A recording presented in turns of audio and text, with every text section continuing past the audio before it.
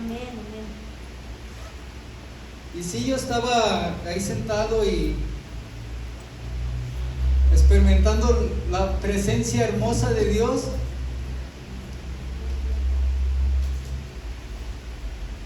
Y siempre que pasa eso, que Dios se manifiesta de una manera bonita, yo digo, Dios mío, ahora háblales, ¿verdad? Háblales, porque después de disfrutar de las mieles de su presencia, pues uno dice, Señor, ayúdame. Dios es bueno, amén. Amén. Dios les bendiga, es un placer estar aquí nuevamente con ustedes. Padre, en el nombre de Jesús te doy gracias. Te doy gracias por estos momentos maravillosos, gloriosos, preciosos, Dios. Padre, que hemos pasado contigo en tu presencia. Te hemos adorado, te hemos alabado, te hemos bendecido, te hemos glorificado, Dios. Pido, Padre, en el nombre de Jesús, que ahora tú nos hables a nosotros, Dios. Háblanos, Padre Celestial, en el nombre de Jesús. Amén. Amén. Hoy veremos el tema de escatología. Será la continuación de la serie que comenzamos el mes pasado. Es nuestra sesión 18 de escatología.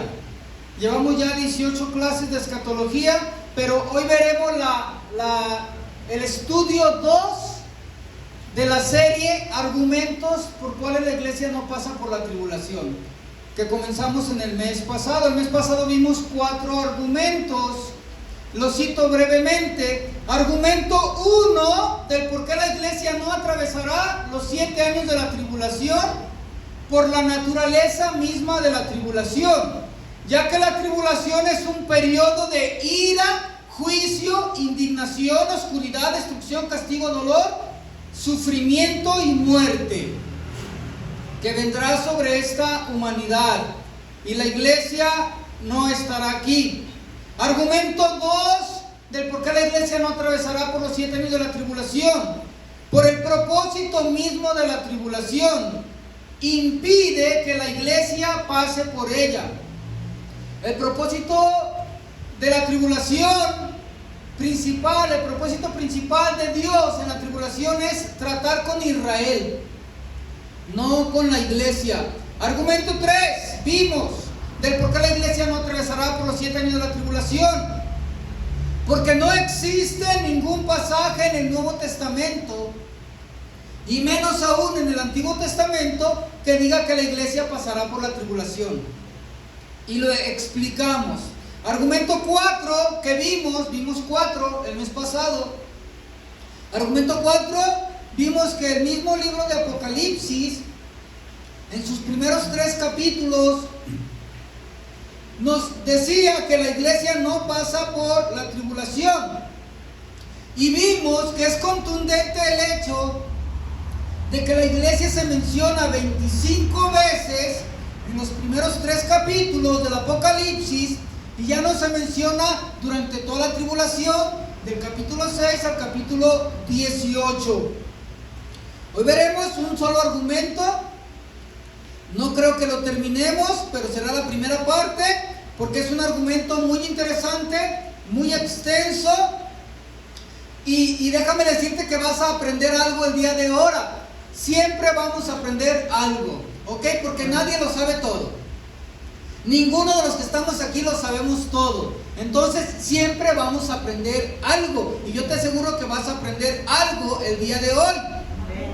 Hoy veremos pues el argumento número 5 del por qué la iglesia no pasará por la tribulación, y está basado en el Evangelio según San Mateo, capítulo 24. Pero antes de entrar a Mateo 24, estudiaremos un poco de conocimientos generales para poder entender este argumento. El Nuevo Testamento tiene 4 evangelios. Los que tenemos ya tiempo en el Señor sabemos eso. Los nuevos, pues no, ¿verdad? Yo recuerdo cuando antes de aceptar a Cristo, una señora me regaló un Nuevo Testamento, Y déjame decir, antes de yo aceptar a Cristo, Dios, es hermoso cuando tú piensas, hoy en día, si tú te pones a pensar en este preciso momento, que ya eres cristiano, hijo de Dios, lavado y comprado con la sangre de Cristo. Y es hermoso si tú te pones a pensar el proceso que has pasado para llegar aquí. Y tú te vas a dar cuenta que Dios tenía todo preparado. Desde el momento mismo de tu nacimiento, Dios tenía todo preparado. No es casualidad de que tú estés en este lugar. Dios te llamó, te escogió, tocó tu corazón. Todo es la obra de Dios. No es por nuestro buen comportamiento que estamos aquí. No es por nuestra linda cara que estamos aquí. Es por su misericordia. Amén. Dios ya lo hizo todo. Y me gusta decir eso. Dios lo hizo todo. Cuando tú y yo no buscábamos a Jesucristo, Él vino a buscarnos a nosotros. Vino a buscar y a salvar lo que se había perdido. Cuando tú y yo no clamábamos a Dios, Él vino hacia ti y hacia mí. Y cuando tú y yo estábamos en delitos y pecados, vino el Espíritu Santo a tu vida a redarguirte de pecado, para que tú y yo reconociéramos que éramos pecadores. Y el Espíritu Santo que nos redarguyó, que nos hizo sentirnos mal y nos hizo llorar y sentirnos sucios, ¿verdad? Y tú y yo le pedimos perdón a Dios, que la sangre de Cristo nos limpie de todo pecado. Y en ese momento de dolor, sintiéndonos adoloridos, sufriendo por el pecado que teníamos en nuestra vida, fue el mismo Espíritu Santo que nos trajo consolación. Ve que toda la obra de Dios. El Padre mandó al Hijo, el Hijo murió por ti y por mí. El Espíritu Santo te hace sentir pecador. Tú reconoces que eres pecador, le pides perdón a Dios, lloras y el Espíritu Santo te consuela. Y el Espíritu Santo es nuestro maestro, nuestro guía, nuestro sustentador, nuestro ayudador.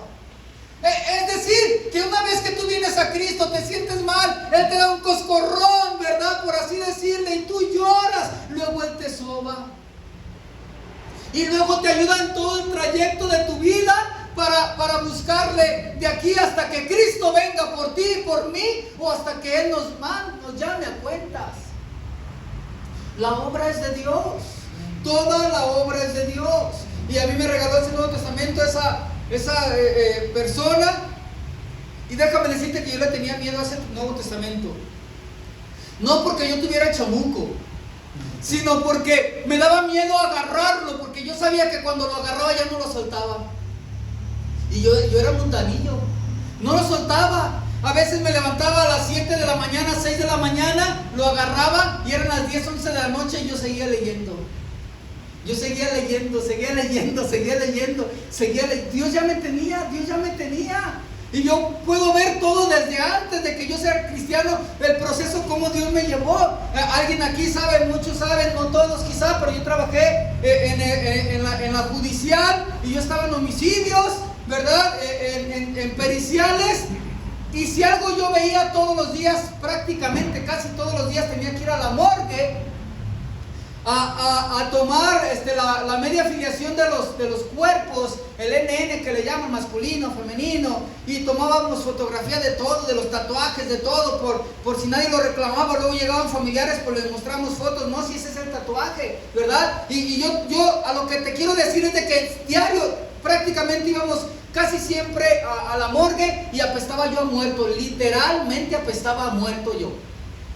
Literal. A veces llegaba, me quitaba la ropa y al día siguiente que me iba a trabajar, se me olvidaba que había usado X ropa, la agarraba y la patadota de muerto.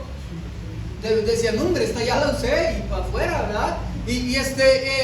Lo que te quiero decir es que cuando yo llegaba a la morgue, yo veía el cuerpo muerto, porque no sabíamos, cuando nos hablaban, hay un cadáver, no sabíamos si estaba hecho pedacitos. No sabíamos si estaba, cómo estaba, ¿ok? Entonces siempre uno va con la ¿verdad? Y llegamos y lo veía. Algo que te quiero decir, o sea, ¿a qué quiero llegar? Que cuando yo llegaba a la morgue y veía el cuerpo ahí en la plancha, como se le llama, yo empezaba a razonar, ¿cómo es posible que esta persona que está aquí tuvo vida? Se veía a veces enterito, parecían muñecos, parecía un muñeco. Y yo veía y decía, ¿cómo es posible que esta persona un día se movió, caminó, habló, se reía, lloraba? ¿Cómo es posible? Tiene que haber algo, tiene que haber algo, tiene que haber algo. Y es lo que te digo, que Dios me fue llevando paso a paso, hasta traerme a sus pies. Y fui entendiendo, ¿verdad? Te digo, o sea, yo empecé a creer, tiene que haber algo después de la muerte. Tiene que haber algo, ¿verdad? Y yo te digo, agarraba ese Nuevo Testamento y me daba miedo agarrarlo porque no lo soltaba. Y algo que te quiero comentar, ¿por qué te hablé del Nuevo Testamento? Porque yo lo agarraba, ¿verdad? Y empezaba a leer Mateo capítulo 1, verso 1, la genealogía de Jesucristo es así, Jesús, ¿verdad? Y empezaba la genealogía. Luego Mateo 1, 18 al 25, que nos habla del nacimiento de Jesús. Y luego llegamos al capítulo 2, los magos, ¿verdad? Visitan al niño Jesús. Y llegamos al capítulo 3, ¿verdad? El bautismo, capítulo 4, la tentación de Jesús, capítulo 5, las bienaventuranzas, y ya te voy a decir todo el Nuevo Testamento, ¿verdad? 5, 6, 7, el monte de las bienaventuranzas, capítulo 8, Jesús baja del monte, 9, 10, entonces yo iba leyendo el capítulo 28, Jesús muere y resucita, y se acaba Mateo en el capítulo 28. Y yo leía y lloraba, veía qué había pasado, pero luego me frustraba porque al siguiente capítulo, ya estamos hablando de Marcos capítulo 1, y decía que Jesús nació, y me sacaba de onda. Dije, bueno, no, que murió. ¿Sí me explico? Y empezaba a leer Marcos, y no, esto yo ya lo leí. Yo ya no leí esto. Y me sacaba, ¿qué pues? ¿Me brinqué hojas o qué? Ya lo leí, la tentación, ya leí milagro, ya leí este milagro, ya leí esto. Y llegaba al 16, Marcos tiene 16 capítulos y murió. Y luego llegaba al siguiente capítulo, que es Lucas, capítulo 1, verso 1, y Jesús nace. Y yo me saqué, ¿qué pues? ¿Sí me explico? Ahora ya después, con el tiempo, cuando uno se hace cristiano, entiende uno que son 4 evangelios. 4 personas que escribieron lo mismo acerca de Jesús, pero de diferente punto de vista para diferentes personas. Es importante este tema. El tema de ahora es escatología, pero antes de escatología quiero entrar a algo importante que nos sirve, que es una clase fundamental en un instituto bíblico. Tú, sin ir, quizá nunca has ido, quizá alguien aquí nunca ha ido a un instituto bíblico, pues la clase de ahora, hermano, es de instituto bíblico. Y déjame decirte que no todos los institutos bíblicos van a dar la clase que voy a dar el día de hoy, porque es importante, es fundamental, sobre todo para todos los cristianos, porque Dios nos llama a los cristianos no a leer la Biblia solamente, sino a escudriñar las escrituras, porque en ellas tenéis la vida eterna, ¿ok? No nomás, yo leo la Biblia, ya te dije la vez pasada, ¿verdad? Muchitas veces ya la he leído de pasta a pasta, y déjame decirte que ignoro bien muchas cosas, porque de repente leo, por ejemplo, un pasaje de Isaías capítulo 15, verso 9, y las aguas de Dimón se llenaron, y digo, si me dice que nunca había leído, creo yo que no había leído ese versículo, y ya lo leí más de 20 veces, porque el Antiguo Testamento yo lo leí más de 20 veces. Nuevo Testamento pues más de 70. Ahora, Mateo, el Nuevo Testamento tiene 4 evangelios, ¿ok? Tú y yo tenemos que entender, la primera parte van a ser como 10 minutos que te voy a hablar, es para que podamos entender la escritura. Sobre todo los predicadores, los que nos gusta predicar o enseñar, es fundamental esta clase, porque si alguien no entiende esto que te voy a decir, pues no puede ser ni siquiera predicador, así de sencillo, ¿ok? Entonces, pues el Nuevo Testamento tiene 4 evangelios: Mateo, Marcos, Lucas y Juan. Todos lo sabemos, ¿ok? Dijimos el mes pasado brevemente que Mateo escribió su evangelio para los judíos. Cada uno de los 4 evangelistas escribieron para diferente persona, ¿ok? Para diferente grupo de personas. Mateo escribió para los judíos, Marcos escribió para los romanos, Lucas escribió su evangelio para los griegos y Juan escribió su evangelio para el mundo entero. Entonces, pues, cada evangelista tiene su lenguaje propio para hablar de Jesús y hablándoles depende al grupo al que le están hablando. Para Mateo, que era un judío, es muy fácil para hablarle a los judíos porque era su cultura, era su lenguaje, era su pueblo, ¿verdad? Y para Mateo fue fácil. Sin embargo, Marcos le habló a los romanos y tenía que hacerles entender a los romanos que Jesucristo era el Mesías prometido para este mundo. Lucas, que le habló a los griegos, Lucas, el médico amado, era intelectual, era un historiador también. Lucas, aparte de médico amado, era historiador. Lucas tenía que hablar a los griegos para enseñarles, para hacerles entender que Jesucristo es el Mesías. Y Lucas la tenía más difícil que Mateo, porque Mateo era su lenguaje y su pueblo, pero Lucas estaba hablándole a los griegos. Y si algo querían los griegos era sabiduría.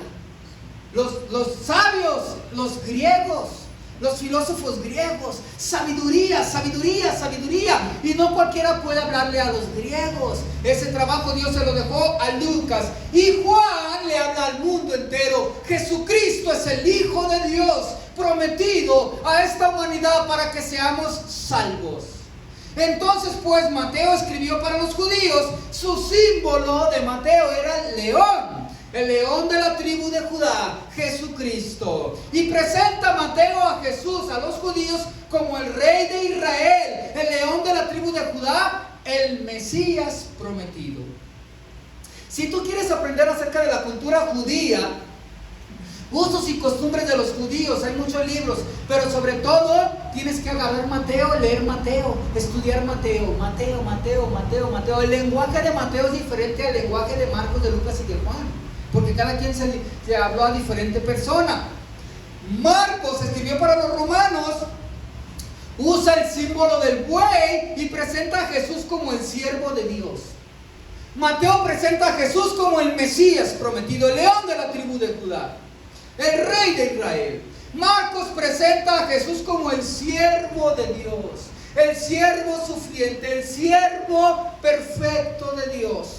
Lucas, que escribió para los griegos y su símbolo es el hombre, por eso en el Evangelio de Lucas puedes encontrar muchas veces el Hijo del Hombre, el Hijo del Hombre, el Hijo del Hombre, y presenta a Jesús como el Hijo del Hombre, perfecto en su humanidad. Y algo interesante que te comento, que no es de escatología y todo, pero es interesante que en el Evangelio de Lucas puedes encontrar muchos milagros.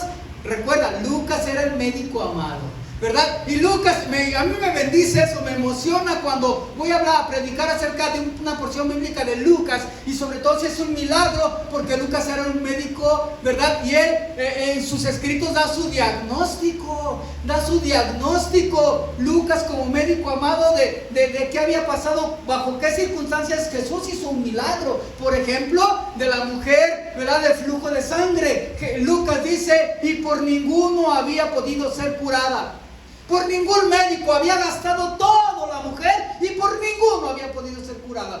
Lucas, como médico, posiblemente él también la trató de curar, pero Lucas, si lo hizo o no lo hizo es otra cosa, pero Lucas como médico da su diagnóstico. Tenía una enfermedad incurable, pero cuando ella tocó el borde del manto de Jesús, el flujo se secó y quedó sana.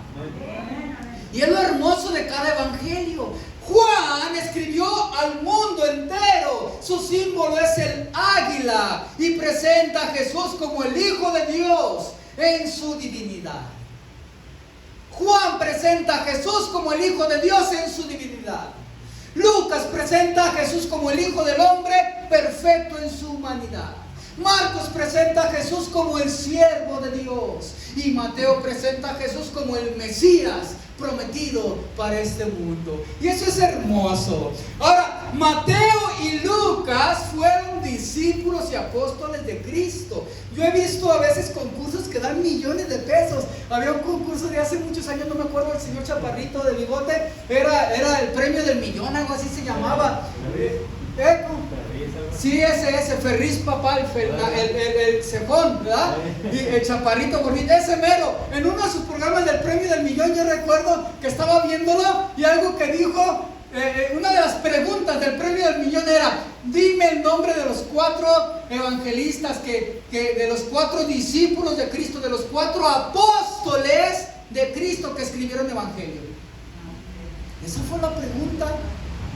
Yo dije, dime el 4, yo hubiera dicho Mateo, Marcos, Lucas y Juan. Pero quiero aclarar algo, porque no, los 4 no eran apóstoles. Los 4 no eran, porque a veces uno se va con la finta. Mateo, Marcos, Lucas y Juan. Los apóstoles que escriben. No. Apóstoles era solamente Mateo y Juan. Mateo el publicano, ¿verdad? El odiado por los mismos judíos. Mateo era el odiado por los judíos y Dios le da trabajo para con los judíos. Qué interesante es eso, porque Mateo era publicano. ¿Que era un publicano? Un cobrador de impuestos. Haz de cuenta el de Hacienda, que llegaba, le quitaba el dinero a los judíos para irse a dar a Roma. No sé si sabías eso. Era la función del publicano, cobrar impuestos para Roma. Pero Mateo era un judío, le quitaba a los judíos para dárselos a Roma y por eso lo odiaban, lo tenían como un traidor a la patria, a Mateo. Sin embargo, Dios lo llama a Mateo para que vaya con los judíos a hablarles de Jesucristo. Entonces, pues Mateo y Juan fueron discípulos y apóstoles de Cristo. Marcos y Lucas no fueron apóstoles de Cristo, no estaban dentro de los 12. Marcos es el sobrino de Bernabé, Juan Marcos, y Lucas era el médico amado, un historiador y médico. A Mateo, Marcos y Lucas se les conoce como evangelios sinópticos.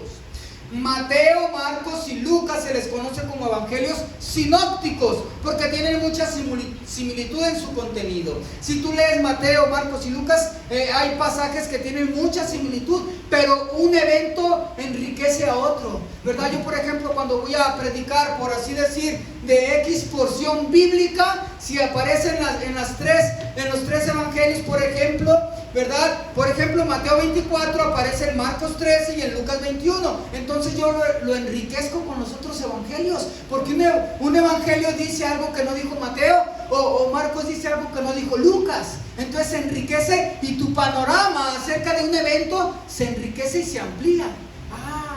¿Verdad? Porque aquí veo que un milagro, Jesús levantó un paralítico, pero luego Marcos dice, era de día.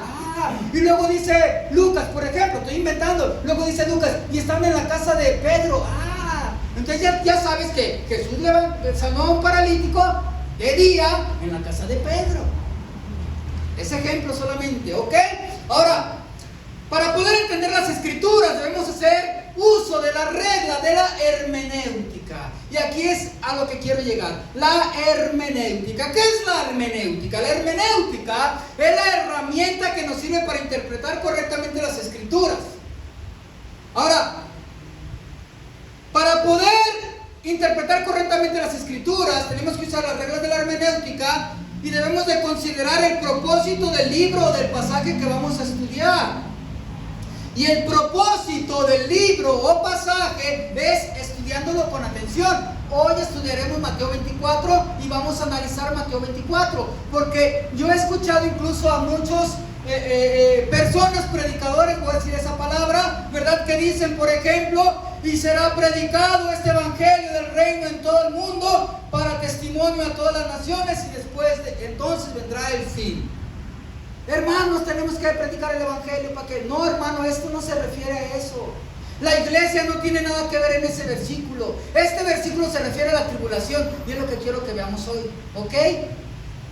Hermenéutica, apréndete eso, ¿verdad? Es breve lo que te voy a decir de hermenéutica. Si tú te interesa predicar, enseñar, aprender más de la escritura, estudia, ¿verdad? Hay muchos institutos de gratuitos por internet donde te enseñan qué es la hermenéutica, cómo aprender de la hermenéutica. Ahora, el propósito se conoce estudiando con atención el pasaje, observando en todo momento la regla de oro de la hermenéutica o la regla de reglas de la hermenéutica, que es que el mejor intérprete de la Biblia, es la Biblia misma. ¿Ok? Tienes que empezar a aprender eso. El mejor intérprete de la Biblia es la Biblia misma. La Biblia no se contradice. Yo he escuchado muchas veces, me parece que aquí ya lo dije, muchas veces mucha gente que ha dicho, es que la Biblia tiene muchas contradicciones. Si tú escuchas a una persona decir eso, la Biblia tiene muchas contradicciones, no conoce la Biblia, no conoce la Escritura, no conoce. La Escritura es perfecta, en unidad. La Escritura no se contradice. Si tú crees que la Biblia se contradice, tú eres el que está interpretando mal la Escritura. Por eso es importante. Piensa esto, por favor, para que vayamos entendiendo. Tú y yo somos mexicanos, siglo XXI, ¿ok? La Biblia, el Nuevo Testamento, por ejemplo, es de hace 2000 años. Es otro tiempo, otra época. otra cultura. Allá la cultura oriental, ¿ok? La cultura de ellos. Nosotros tenemos la cultura occidental. Lo que para ti es correcto, allá es incorrecto. Lo que para ellos es incorrecto, para nosotros puede ser correcto. Son dos culturas diferentes, dos épocas diferentes, ¿ok? Y además, ¿verdad? Tú y yo somos mexicanos, no podemos querer interpretar la Biblia con nuestra mente mexicana, siglo XXI, cultura occidental. Para poder entender la escritura tenemos que transportarnos a donde fue escrita esa porción que queremos estudiar. En este caso Mateo 24 fue en Israel, en el monte de los olivos. Entonces pues tú y yo tenemos que transportarnos al oriente, hacia Israel, hacia el monte de los olivos, hacia la cultura oriental, a la cultura hebrea, hace 2000 años, para poder entender qué quiso decir Jesús o qué quiso decir Mateo cuando escribió cierta cosa. Sí, vamos hasta ahí bien, ¿verdad? Ahora, entonces pues la regla de oro de la hermenéutica es que el mejor intérprete de la escritura es la escritura misma, y la escritura no tiene contradicción. Otra cosa, esta es una versión, ¿ok? Esta es la versión Reina Valera. Es una versión, es una traducción. Y es, para mí en lo personal es de las mejores, o la mejor, la que yo uso. Para mí me gusta ver también otras, Dios habla hoy, por ejemplo, otras, ¿verdad? Pero para mí la mejor es la Reina Valera, porque es una traducción literal. O sea, se basa más, se apega al texto original, ¿ok? Pero aún así jamás se va a comparar con la porción original del griego del Nuevo Testamento o del hebreo del Antiguo Testamento. Y el Antiguo Testamento con unas porciones en arameo, en Daniel, y el Nuevo Testamento, Mateo, incluso en hebreo. Porque Mateo, que era un hebreo, escribió para los hebreos en el idioma hebreo. Mateo no iba a escribir el Evangelio en griego.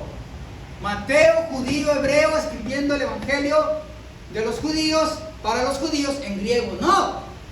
La tradición marca que fue el Evangelio de Mateo, es el Evangelio que está escrito en hebreo. Ahora pues, entonces tenemos que entender eso. La regla número 1 de la hermenéutica: es preciso tomar las palabras en su sentido usual y ordinario del escritor. Repito, es preciso, la regla número 1 de la hermenéutica dicta que es preciso tomar las palabras en su sentido usual y ordinario del escritor. Cada escritor bíblico escribió en medio de una cultura específica con el propósito que las personas comprendieran el mensaje presentado. ¿Sí o no? Tú y yo, muchas veces que hemos leído la Biblia, no entendemos. ¿Puedo ver tu mano? Esa es buena señal, ¿sabes por qué? Señal que sí está leyendo la Biblia. El que dice, yo no tengo dudas, pues te hace falta estudiar. Como te lo dije el mes pasado, esta clase, si algo va a tener, es que entre más clases de escatología, más dudas vas a tener, pero más vamos a aprender. Porque es el proceso del aprendizaje. Dudas, resuelvo las dudas, pero vienen otras y va uno enriqueciéndose. Entonces pues,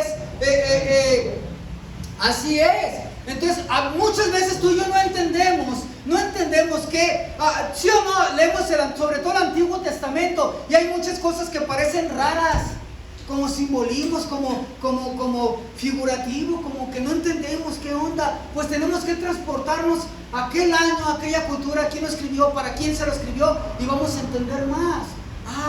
Eso significa. Entonces pues, la regla número 1 de la escatología es que cada escritor escribió de una manera sencilla.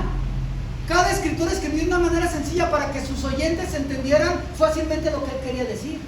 Para ti y para mí se nos complica, porque estamos 2000 años después, hablando de Mateo 24. 2000 años después, occidente, mexicano, otra cultura, otro tiempo. Entonces tenemos que transportarnos allá.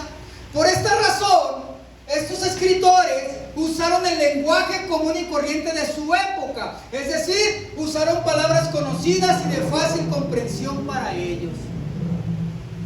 Como te dije la vez pasada, por ejemplo, cuando Jesús le dice, ¿verdad? Le dicen a Jesús, ¿no quieres que preparemos la Pascua? Jesús les dijo, vayan por el camino, van a hallar un hombre con un cántaro, ¿verdad? Y para ti, para mí, escuchamos eso, leemos eso y se nos hace sin chiste, un hombre con un cántaro. Pues ¿cuántos hombres con cántaro podía haber? No podía haber hombres con cántaro, porque ese era trabajo de las mujeres. Era una señal inequívoca. Cuando Jesús los mandó, quizá ellos iban riéndose, Jesús, que era un hombre con cántaro, de repente ven un hombre con cántaro. Esa era la prueba clara, contundente, inequívoca, de que a él era el que tenían que seguir. Tú y yo no lo entendemos como mexicanos, pero cuando entendemos eso, esa cultura de aquel entonces, esa costumbre de cargar el agua, entendemos esa porción bíblica. Y como esas hay muchísimas. Entonces, pues, Mateo, ¿quieres aprender de los judíos? Tienes que leer Mateo.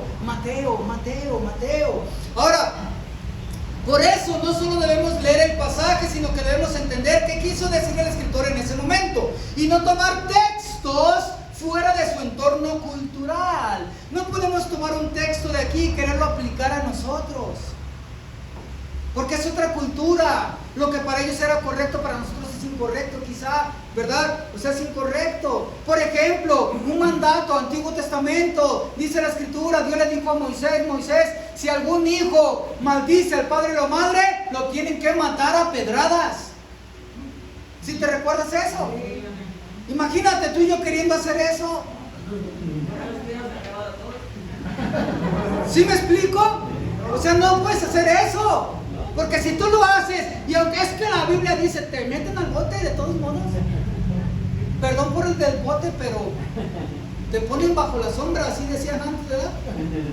Regla número 2 de hermenéutica. Es preciso tomar las palabras en el sentido que indica el conjunto de la frase del texto. Toda palabra de la Biblia está inmersa en un contexto inmediato, anterior y posterior, que es el propio texto. Me explico. Mateo 24:15, su contexto es inmediato, próximo, cercano. De Mateo 24:15 es Mateo 24:14 y Mateo 24:16. Es lo que dice antes y lo que dice después, ¿ok? Entonces, pues, toda palabra de la Biblia tiene que estar analizada en su contexto correcto. Un texto fuera de contexto es un pretexto. Un texto fuera de contexto es un pretexto. Ejemplo, 1 Timoteo 5:23. Ya no bebas agua, sino usa de un poco de vino, por causa de tu estómago. Un texto fuera de contexto es un pretexto. Tú y yo no podemos agarrar, ¿verdad?, este versículo que les gusta a muchos, ¿verdad?, que les gusta tomar, ¿verdad? No pueden decir, ¿verdad? Porque yo he escuchado gente que de repente, 1 Timoteo 5:23, cuando tú les quieres decir que no deben de tomar, ¿verdad? Ellos se fundamentan en la Biblia. 1 Timoteo 5:23 dice, ya hasta de memoria se lo aprenden, ya no bebas agua, sino usa de un poco de vino por causa de tu estómago. Es saludable, una copita saludable, un día, qué alegría.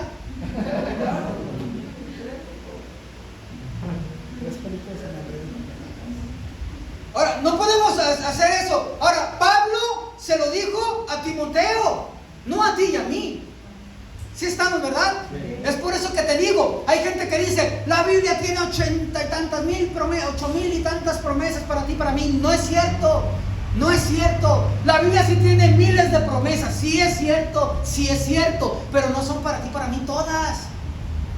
Porque muchas de esas promesas eran para el pueblo de Israel, otras promesas eran para personas específicas. Cuando Dios daba la palabra rema, por ejemplo, a Pedro, ay Señor, si eres tú, di que baje yo y vaya caminando hacia ti sobre el agua. Y Jesús le dijo, ven. ¿A quién le dijo ven?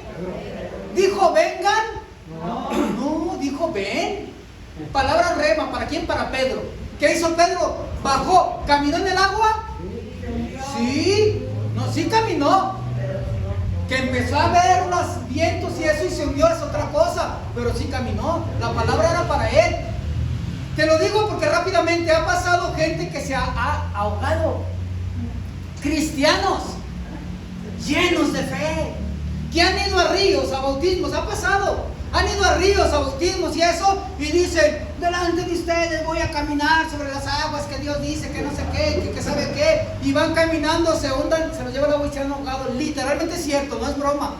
Sí se han ahogado, hermanos cristianos se han ahogado.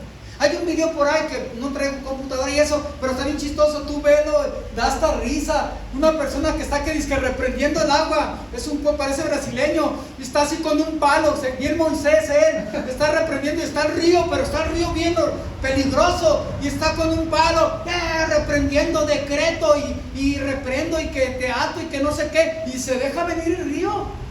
Se deja venir y sigue así, se deja venir, y ya cuando viene empieza a correr, una burla para todos, por culpa de esa gente hasta nosotros la llevamos.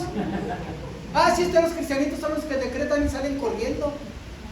Está bien chistoso ese video, y ese yo lo uso para ejemplo de que no todo es para ti, para mí. Hermanos, si hay promesas de Dios para ti, para mí, creer en el Señor Jesucristo, tú y yo tenemos que creer y somos salvos. Y Dios va a usarte a ti y a mí para que nuestra familia venga al conocimiento de la verdad. Pero si nuestra familia no quiere aceptar a Cristo, hermano, lo lamento, no van a ser salvos. La salvación es individual, no podemos inventar. ¿Sí me explico? O sea, hay promesas de Dios. Si Dios te da una palabra rema a ti, tienes que hacerlo. Tienes que hacerlo. Y Dios te va a respaldar. Pero no puedes agarrar una promesa que Dios le dijo a alguien y quererla aplicar para ti. Es que es una promesa de Dios, es para mí, no. Imagínate un borrachito que acepta a Cristo y luego lee este pasaje, ya no bebas agua, no, Dios, en tu nombre, Señor. Y le sigue empinando, se va a morir de cirrosis hepática. Es la verdad, fisiológicamente, ¿sí o no? Esa es la verdad. Ahora, regla número 3 de hermenéutica. Es necesario considerar el texto del pasaje. Sacar el texto de su contexto es un error teológico horrible y terrible. Sacar el texto de su contexto es un error horrible y terrible. Un error teológico horrible y terrible. Alguien, por favor, que mueva rápido su Biblia y busque 1 Corintios capítulo 15. Rápido. Alguien que lea con voz de trompeta. El que lo encuentre primero, diga amén. 1 Corintios capítulo 15. Amén. Párate, por favor, brother, siervo del Altísimo. Lee fuertemente 1 Corintios capítulo 15. Escuchen todos, por favor. Verso 19. Fuerte. Si en esta vida solamente esperamos en Cristo, somos los más dignos de conmiseración de todos los hombres. ¿Escucharon? Otra vez, por favor. Si en esta vida solamente esperamos en Cristo, somos los más dignos de conmiseración de todos los hombres. Gracias. Amén, ¿no? Imagínate que yo quiero dar un sermón de ese versículo. ¿Qué entiendes? ¿Qué entendiste?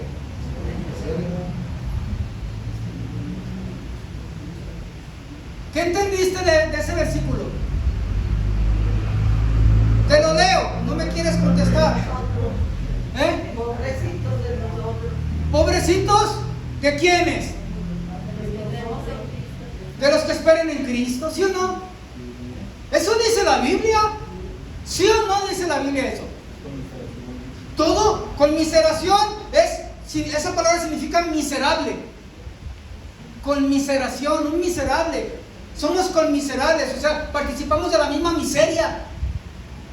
Si en esta vida esperamos en Cristo, somos los hombres de conmiseración. Todos participamos de participar de miseración, por eso es cónyuge, ¿verdad? Y compatriota, o sea, participa de lo mismo, ¿ok? Entonces, significa miserable. ¿Qué dice? Si en esta vida solamente esperamos en Cristo, somos los más dignos de conmiseración de todos los hombres. Reina Valera Gómez dice: si solo en esta vida esperamos en Cristo, somos los más miserables de todos los hombres. ¿Sí escuchaste? ¿Es cierto o es mentira? Es verdad.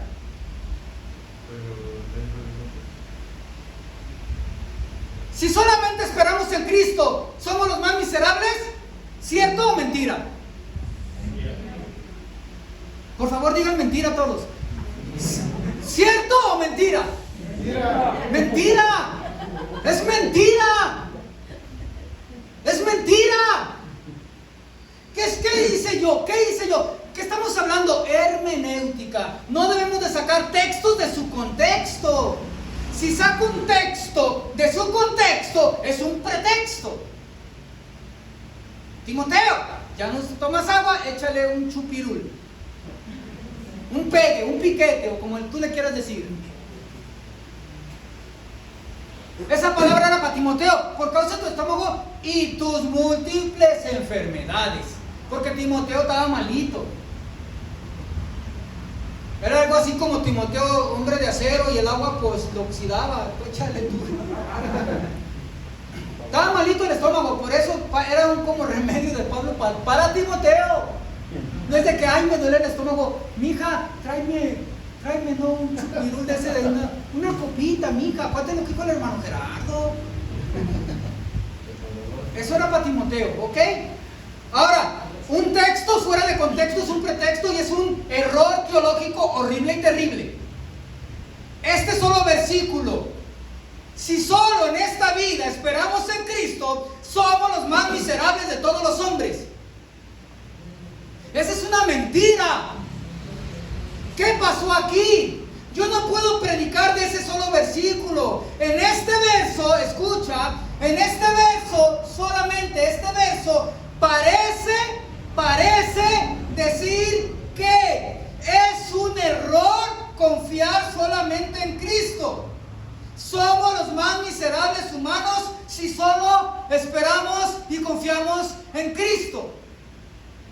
Este versículo solo dice eso.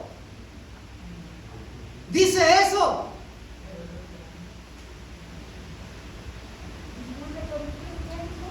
Primero Corintios 15, 19. Pero, aquí vamos con el pero. El pero es la bisagra, cambia todo. ¿Ok? El pero es la bisagra, cambia todo. Dice, el apóstol Pablo en esta porción bíblica está disertando de la verdad teológica de la resurrección de Jesucristo. La gente decía, no, es que los muertos no resucitan. La gente de Corinto, muchos cristianos de Corinto decían, es que no, los muertos no resucitan. Los muertos no, ¿cómo van a resucitar un muerto? Porque ellos no habían visto a un muerto resucitar.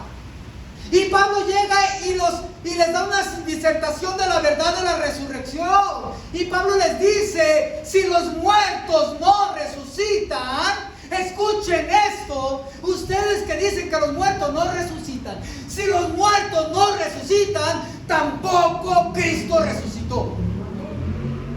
No, amén, sí resucitó Él. Si los muertos no resucitan, tampoco Cristo resucitó. Y si Cristo no resucitó, vana es tu fe, vana es tu trabajo, vano es tu esfuerzo. Estamos perdiendo el tiempo aquí y ahora. Si Cristo no resucitó, si los muertos no resucitan, Cristo no resucitó. Si Cristo no resucitó, entonces nadie murió por tus pecados y mis pecados. No tenemos Salvador. Vana es tu fe, vana es tu esperanza, vano es tu esfuerzo.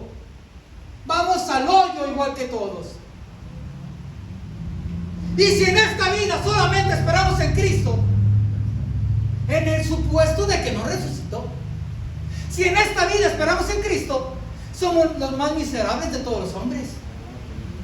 Verso 20, mas ahora Cristo sí resucitó de entre los muertos. Primicia de los que durmieron es hecho. Tenemos esperanza, hermano, en Cristo Jesús, porque Cristo sí resucitó. Y si Cristo sí resucitó, nuestra fe, nuestra promesas siguen vigentes. Amén. ¿Ves cómo cambia todo sacar un texto fuera de su lugar? No podemos agarrar un versículo y sacarlo y querer hacer una doctrina. Porque ese pasaje solo pareciera decir que si nomás que creemos en Cristo, esperamos en Cristo, confiamos en Cristo, pobre de nosotros. No, también tenemos que esperar y confiar en otras cosas, como el Moni, la vidente, o en Walter Mercado, Tianguis, que ya petateó, o en el horóscopo, o también confía en tu empresa, en tu cuenta bancaria, en tu billetuco, en ti, en tus fuerzas. Pareciera que eso dice, no solamente en Cristo, también tú, hay otros medios de salvación, no nomás es Cristo. Pareciera decir eso, pero dice el apóstol Pablo, si los muertos no resucitan, Cristo no resucitó. Si Cristo no resucitó, estamos fritos. Mas ahora Cristo sí resucitó. Tenemos esperanza, tenemos confianza. Sí estamos, ¿verdad? Hay también quienes pretenden que Dios les hable de una manera milagrosa al abrir la Biblia. Ahora, todo esto nos está sirviendo como fundamento para escatología, ¿ok? Para escatología, porque ya se me está yendo el tiempo, pero al menos va a servir de base, ¿ok? De base. Ahora, hay también quienes pretenden que Dios les hable de una manera milagrosa al abrir la Biblia al azar y apuntar con el dedo a lo primero que señalan. No sé cuántos lo han hecho, ¿verdad? Dios, háblame, y agarran la Biblia, ¡pum! ¡Pac! Como decía un maestro en la facultad, no vayan a contestar tipo católico, ¿verdad? Porque los exámenes eran una pregunta, luego era A, B o C. Por ejemplo, ¿cuál es el estado financiero más importante? ¿El estado de resultados, balance de comprobación o balance general? Y ya tú tienes que poner cuál creías tú que era el más importante. Era A, B o C. Y el maestro decía, no vayan a contestar tipo católico. Ave María, dame puntería. ¡Pum! El B. Cuando no estudiaba la gente, ¿verdad? Cuando no estudiaba, ¿sí o no a ti te pasó cuando tenía opciones múltiples que no estudiábamos? Y pues de Tir Marín, ¿verdad? En un castillito me encontré a Pinocho y me dijo que contara hasta el 18. 1, 2, 3, 4. Pero como es más largo eso, tienes que hacerla más rápida, ¿verdad? De Tir Marín de Doping fue, Cucarmaca de Títere fue, pácalas y esa, ¿verdad? Y a veces la atinábamos y a veces no, ¿verdad? Pero ¿sí me explico? Entonces con la Biblia no podemos hacer esa técnica. Con la Biblia no se puede hacer eso, amado mío en Cristo Jesús, ¿verdad?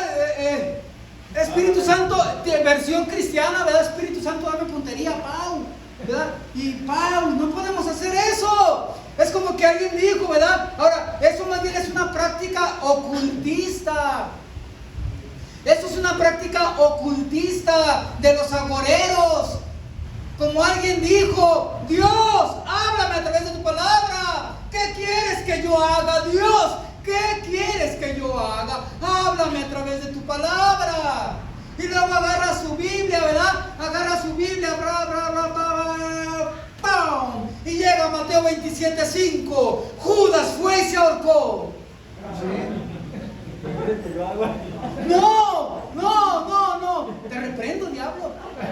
Dios, háblame. Cerró la Biblia y la volvió a abrir. Dios, dame puntería. ¡Pum! ¿Qué quieres que yo haga? Lucas 10:37. Ve y haz tú lo mismo. No. La tercera la vencida. ¡Pum! ¡Pum! Y se topa. Juan 13:27. Lo que vas a hacer, hazlo más pronto. O sea, no podemos querer que Dios nos hable haciendo eso. ¿Sí estamos, verdad? Este ejemplo parece gracioso, pero no lo es. Es horrible y terrible, porque muchos así usan la Biblia, ¿sabes? Yo llegué a hacer eso. No de que Dios háblame, ¿qué quieres que haga? Pero no de, pues, ¿qué leeré hoy? Pues, a mí si se me antoja, déjame decirte algo, yo disfruto la escritura. A mí si se me antoja leer salmos, yo me agarro salmos y me aviento 10, 20, 30, 40. Si quiero consejo de Dios, se me antoja consejo de Dios, agarro proverbios, me leo uno, conciencia, 2, 3. Si quiero de la historia de la iglesia, pues agarro, ¿verdad? Hechos de los apóstoles. Si quiero ver el maravilloso amor de Jesús, agarro los evangelios. Si quiero ver a Jesús como el Hijo de Dios hermoso y soberano, agarro a Juan. Si quiero ver a Jesús como el Mesías, el judío, porque me gusta aprender de la cultura judía, agarro Mateo. ¿Sí me explico? Entonces, yo disfruto la escritura y tengo bien apuntadito que leo. Por eso sé que leo. Cuando termino un libro, toda la Biblia entera, ¿verdad? Pero disfruto, no me agarro a rajatabla de Génesis 1, 2, 3, 4, 5, 50, Éxodo 1, 2, 3, porque es pesado, así es pesado. Entonces yo disfruto, variadito, amado mío en Cristo Jesús, ¿verdad? Entonces no podemos, te digo, yo a veces decía, pues ¿qué leeré? Si a veces la abría y, a ver, pero no podemos querer que Dios nos hable haciendo esas técnicas, eso no está bien. Como oró la hermanita o el hermanito soltero, pongo hermana, mujer, hombre, para que nadie se sienta mal, ¿verdad? Como oró el hermanito, hermanita soltero, Dios, dame mi media naranja, dame un esposo, una esposa, háblame a través de tu palabra, y Espíritu Santo, dame puntería, ¡pum! Salmo 91:7, caerán a tu lado 1000 y 10,000 a tu derecha, mas a ti no llegará.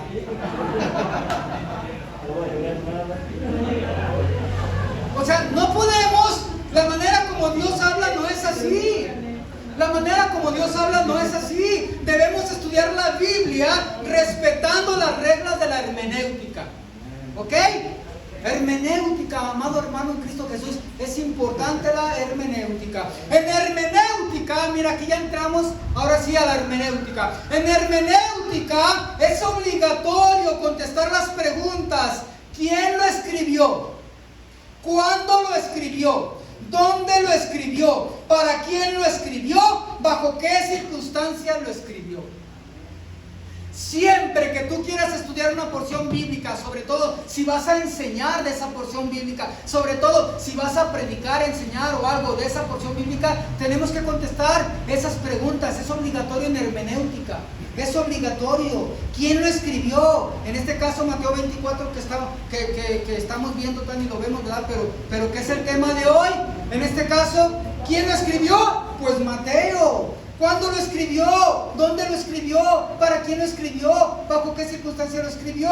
El texto base de nuestro estudio de ahora es Mateo 24. Contestemos pues esas preguntas básicas de la hermenéutica. Mateo 24. ¿Quién lo escribió? El apóstol Mateo. ¿Cuándo lo escribió? En el siglo I, por el año 80 después de Cristo. ¿Dónde lo escribió?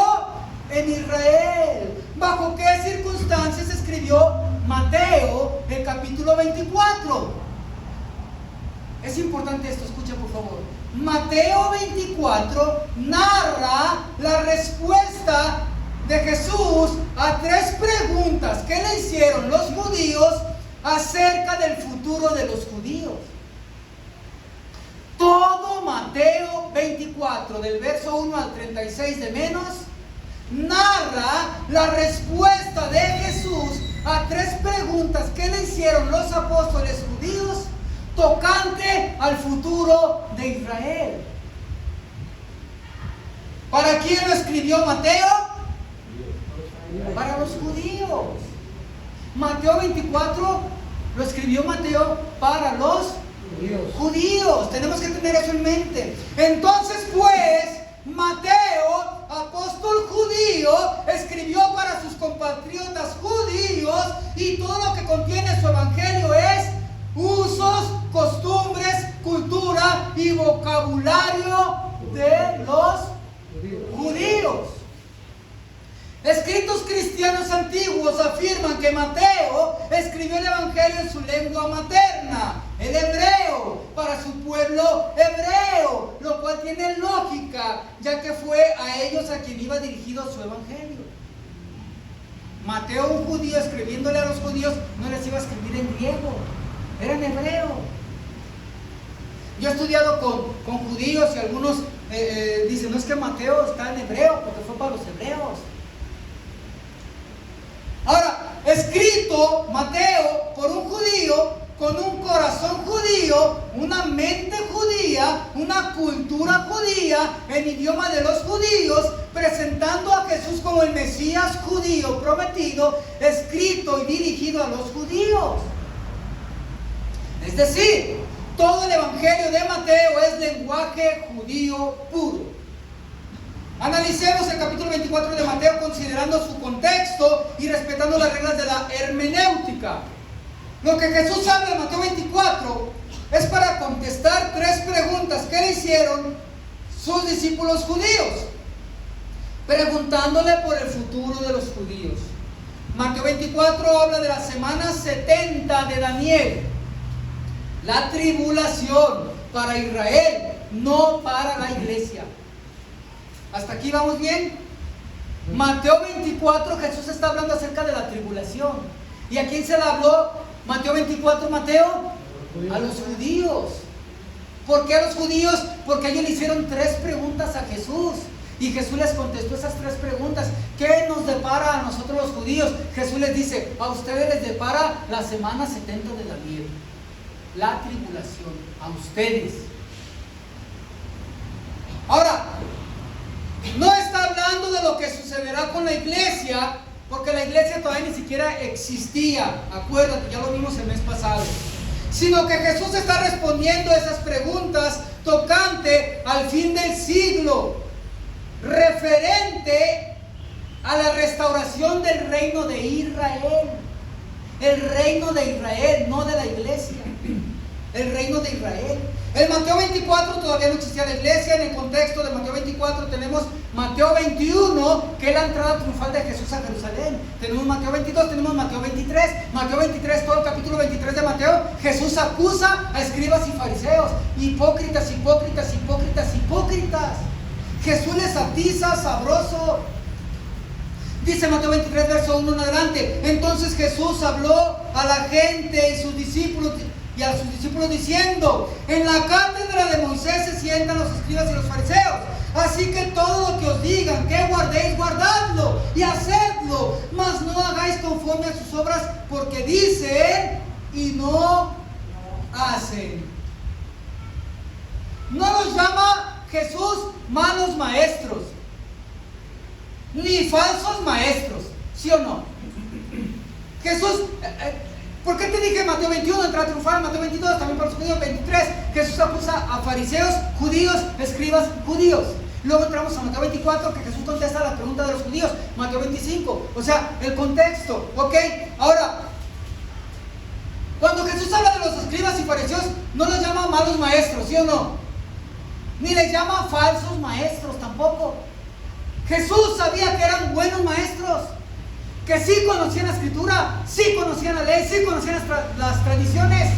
Pero Jesús dice: todo lo que ellos les enseñen, escuchen, guarden, obedezcan, pero no hagan como ellos, porque ellos dicen y no hacen.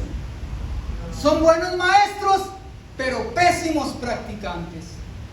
A los judíos no se les llama a cuidarse de los falsos maestros. Esa es escatología, es para la base de Mateo 24, ¿ok? A los judíos no se les llama a cuidarse de los falsos maestros, sino de los falsos profetas. A la iglesia se le manda a cuidarse de los falsos maestros, ¿ok?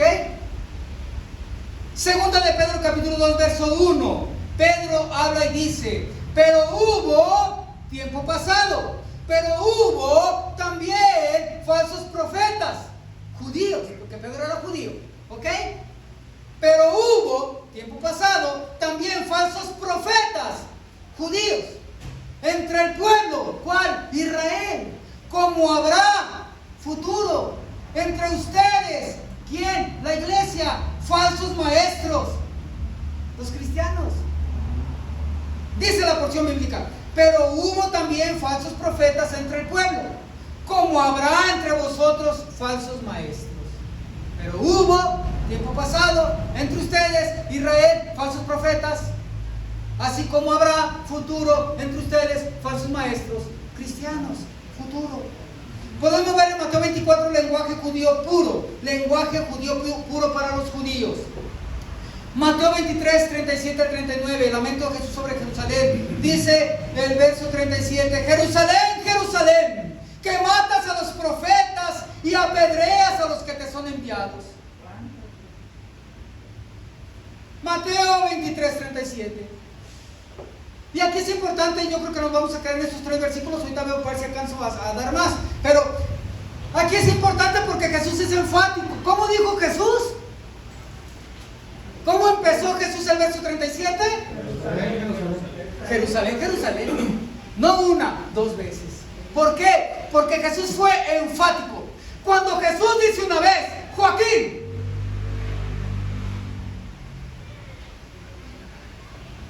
Mimi, cuando Jesús dice tu nombre una vez, tenemos que dejar de hacer lo que estamos haciendo y poner atención, porque Dios está hablando. Si Dios te habla, refugio, Cuquita, mi niña, si Dios habla por tu nombre, tienes que dejar de lo que estás haciendo, Memito. Deja de hacer lo que estás haciendo y escuchas a Dios. Pero que Dios lo diga 2 veces es enfático. Es porque lo que Dios va a decir a continuación es de suma importancia. Que Jesús dijera, Jerusalén, Jerusalén. ¿Para quién está escrito eso? Para los judíos. No dijo Chapala, Chapala, Guadalajara, Guadalajara. Jerusalén, Jerusalén, judíos, judíos, Israel, Israel. Enfático.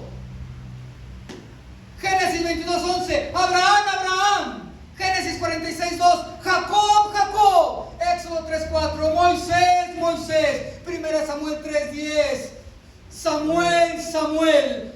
Lucas 10:41, Marta, Marta. Lucas 22:31, Simón, Simón. Hechos 9:4, Saulo, Saulo. Cuando Dios dice 2 veces la misma palabra, el mismo nombre, la misma persona, es porque va a decir a continuación algo muy importante. A Jerusalén le dijo lo trágico que les iba a pasar. Con un corazón quebrantado y llorando, Jesús les dice, Jerusalén, Jerusalén. Y a continuación les da una revelación tremenda. Como a Marta, Marta, afanada y turbada con muchas cosas, pero una sola cosa era necesaria. María escogió la mejor parte. Simón, Simón, Satanás te ha pedido para zarandearte. Te va a zarandear, mi muchacho. Moisés, Moisés, quita el calzado. Cuando Dios habla, que di 2 veces, es porque va a dar algo tremendo. Tremendo. A Samuel, Samuel le dijo lo que iba a pasar con Elí, con sus hijos y el futuro de Israel. Cuando Dios dice tu nombre, tienes que dejar de hacer lo que estás haciendo y poner atención. Pero si Dios lo dice 2 veces, tienes que tener suma atención. Jerusalén, Jerusalén, que matas a los profetas. ¿Cuáles profetas? Verdaderos, los judíos, profetas judíos. Jerusalén, Jerusalén, que matas a los profetas 100% judíos, porque no había profetas gentiles, ni tampoco había iglesia. Jerusalén, Jerusalén, que matas a los profetas y apedreas a los que te son enviados. A los verdaderos matan, a los falsos les creen y son engañados. Jesús les dice en Mateo 23, Jerusalén, matas a los verdaderos profetas, matas a los buenos y le crees a los falsos. Mateo 24:11, y muchos falsos profetas se levantarán y engañarán a muchos. Mateo 24, verso 24, porque se levantarán falsos cristos y falsos profetas y harán grandes señales y prodigios de tal manera que engañarán, si fuere posible, aún a los escogidos. Jerusalén, Jerusalén, matas a los verdaderos y les crees a los falsos. ¿Cuántas veces quise juntar a tus hijos como la gallina junta sus polluelos debajo de las alas y no quisiste. Este es el contexto. Mateo 23 es el contexto de lo que va a hablar Jesús en Mateo 24 para los judíos. Todo lo que vas a sufrir por haberme rechazado, Israel. Por haberme rechazado, Israel, sufrirás los estragos de la semana 70 de Daniel, la tribulación descrita en Mateo 24 para los judíos. ¿Cuántas veces quise juntar a tus hijos como la gallina junta sus polluelos debajo de las alas? Y tristemente dice la Escritura, y no quisiste. Me rechazaste. Israel, me rechazaste. Jerusalén, me rechazaste. ¿Cuántas veces quise traerte bajo mi cobijo, bajo mi protección, bajo mis alas, darte protección, seguridad, provisión, como la gallina a sus polluelos? Yo te quería cuidar, proteger, pero me rechazaste, no quisiste. Y está el Salmo 91.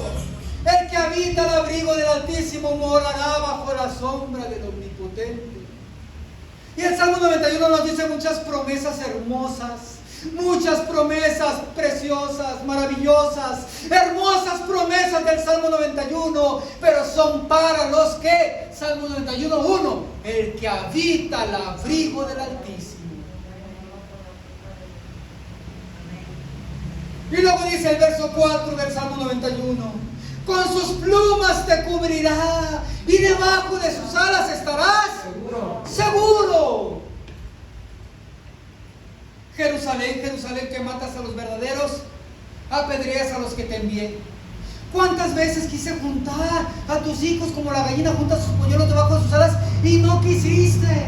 Verso 38, la consecuencia de haberme rechazado. Verso 38, he aquí vuestra casa os es dejada desierta.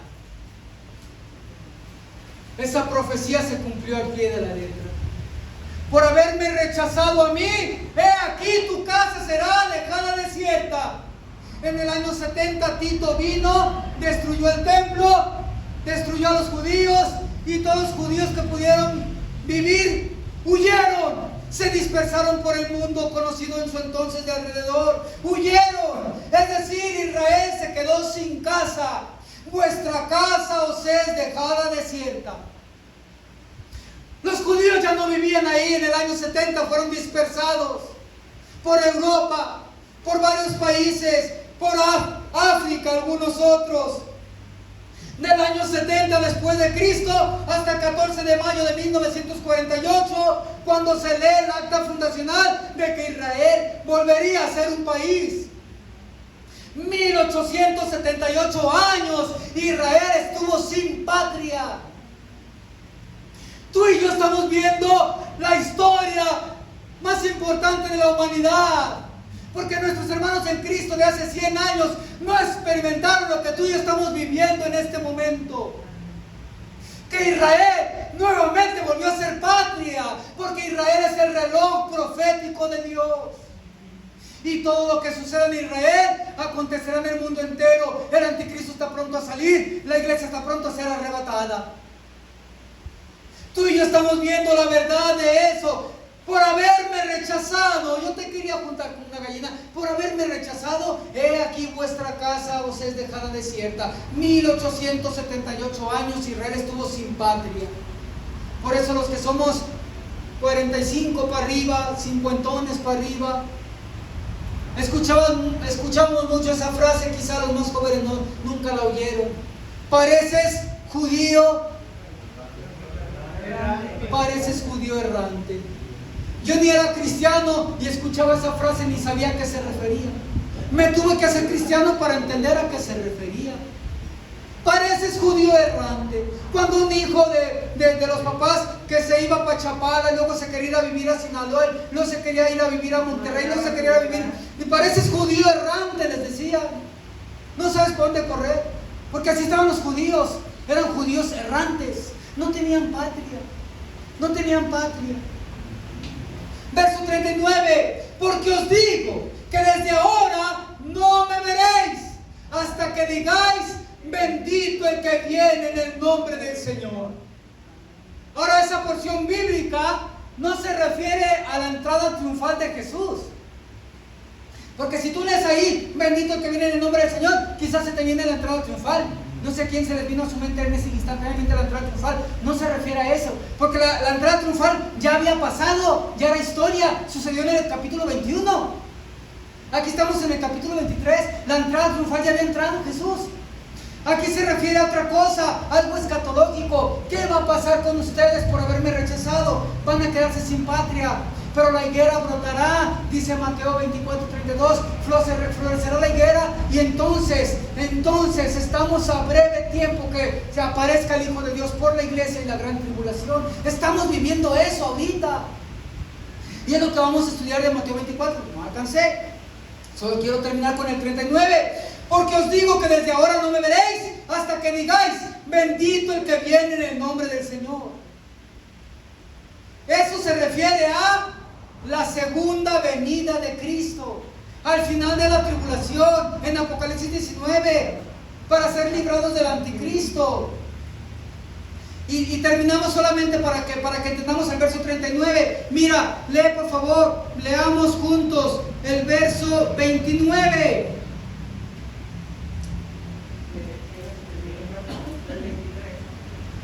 Mateo 24. Mateo 24. ¿Ok? Aquí leímos la profecía.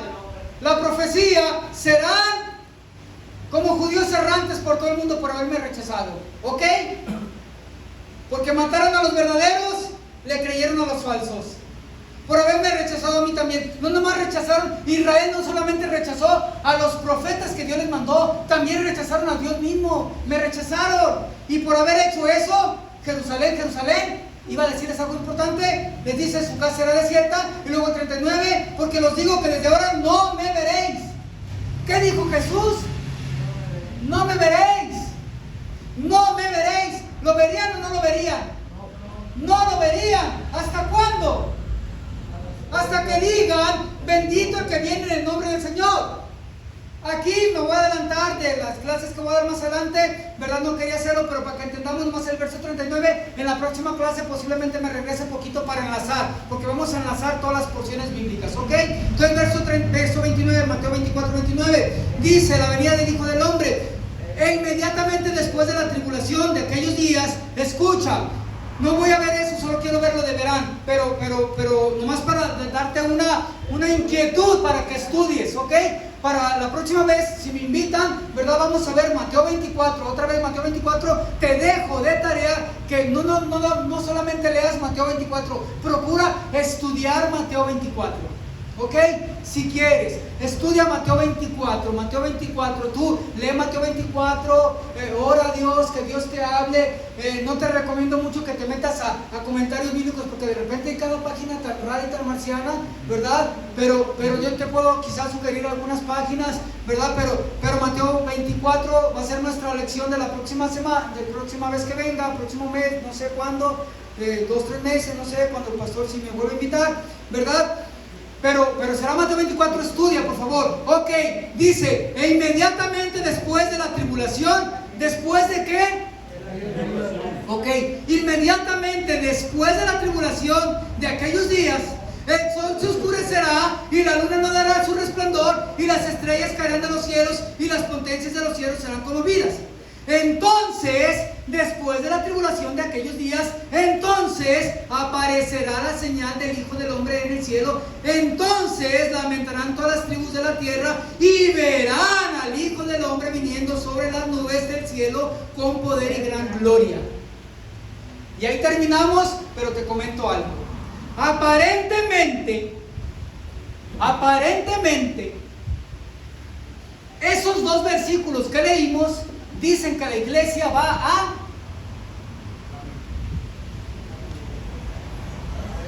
a pasar por la tribulación. No existía. Exactamente. Mucha gente que no tiene conocimiento de hermenéutica, agarran, leen, y todo lo que leen, aunque sea de Génesis a rajatabla lo quieren aplicar a la iglesia. Y no es así. No es así. Aparentemente aquí dice que cuando no usamos la hermenéutica bien, aparentemente dice que la iglesia va a pasar por la tribulación. Dice, te leo rápido, inmediatamente después de la tribulación de aquellos días, verso 30, entonces aparecerá la señal del Hijo del Hombre y vendrá con poder el Hijo del Hombre. Después de la tribulación vendrá el Hijo del Hombre. Es que la iglesia pasa por la tribulación y después vendrá el Hijo del Hombre. Así lo interpretan cuando no usan la hermenéutica correctamente. Pero aquí está hablando de la segunda venida de Cristo, no del arrebatamiento, porque es muy diferente. Otra de las lecciones que vamos a ver en una iglesia, ya llevo como 5 conferencias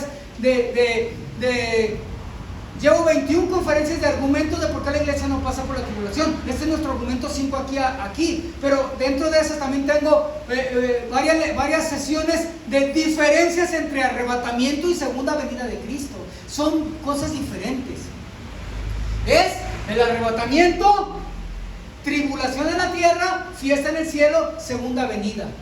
Jesucristo les dijo, por haberme rechazado, van a sufrir las consecuencias de la semana 70 de Daniel, la tribulación, y no me verán hasta que digan, bendito el que viene en el nombre del Señor. En la segunda venida, cuando Jesucristo viene contigo y conmigo en su caballo blanco con poder y gloria, Apocalipsis 19, para librar a Israel del anticristo. Porque al final de la tribulación, de los 7 años, el anticristo y todas las naciones van a rodear a Jerusalén y la van a querer destruir. Y cuando estén a punto de destruir a Israel, y cuando Israel esté afligido, sintiendo que ya no puede más, que será destruido, entonces aparecerá la señal en los cielos del Hijo del Hombre viniendo con poder y gloria, y los librará del anticristo a Israel en la semana 70. ¿Sí quedó más o menos? ¿Más o menos? Sí. Ok, pues ya terminé, pastor, ya me pasé. Sí está interesante, ¿no? Ok, entonces la primera parte, aunque tardé mucho, hermenéutica nos sirve para aquí y para siempre. Aunque no estudies escatología, te sirve para cualquier tema. Ok, que voy a hablar acerca de los dones. Ok, hermenéutica, ¿quién lo dijo? ¿Para quién lo dijo? ¿Por qué lo dijo? ¿Cuándo lo dijo? Que voy a predicar de el matrimonio, la belleza, lo que quieras, cualquier tema que tú quieras compartir o estudiar, ocupamos la hermenéutica. O sea que nos sirve y nos servirá para escatología. Dios me los bendiga. Amén, amén, amén.